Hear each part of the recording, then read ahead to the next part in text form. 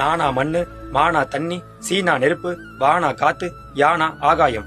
சதையும் எலும்பும் மண்ணு, அதில் ஓடுகின்ற ரத்தம் தண்ணீர், நாம் சுவாசிக்கின்ற ஆக்சிஜன் காத்து, நமக்குள்ளே இருக்கும் ஆன்மா நெருப்பு, தலைக்கு மேலே சூட்சமமாக மறைமுகமாக இருக்கின்ற 7வது சக்கரமான சகசிராத்தலம் ஆகாயம்.